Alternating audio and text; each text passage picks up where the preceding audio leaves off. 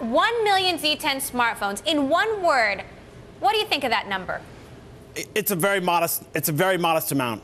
Right, they need to sell more of these to become a viable going forward concern. Right, they need to be selling 2 to 3 to 4 million phones because the 7 platform is rolling over. What about the 3 million subscribers who are leaving? I mean, can they stop the bleeding? That's the other, if you look at the results that we got this quarter, right, it was sort of a push. We had some nice positives. We got that big lift up in gross margins. The cash balance stayed the same. But that loss of subscribers, and it's an accelerating number. We lost 1 million 2 quarters ago. We lost 3 million this quarter. That's high margin business that's rolling off, and it's going to be difficult for the company to replace that.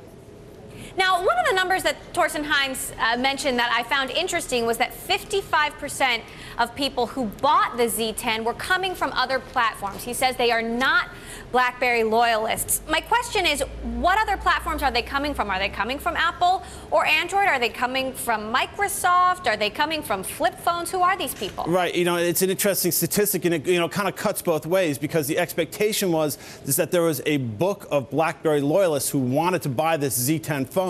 And when you have that data point combined with the fact that, hey, the only initial sales are still just 1 million and not all those are sell-throughs, right, then maybe the demand for BlackBerry loyalists is not as strong as expected.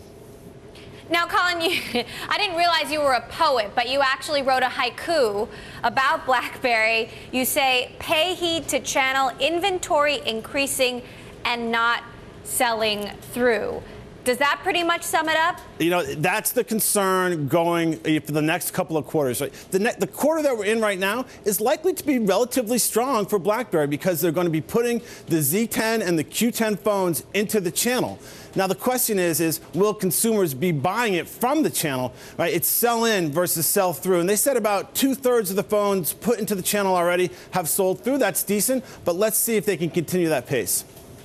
Now, Mike Lazaridis, co-founder, stepping down. Jim Balsillie, the other co-CEO, left earlier. Now that there really is a truly new regime at BlackBerry, how much hope do you have that they can ultimately turn this around? How much hope do you have that they can become a player in a 2-horse race between Apple and Samsung?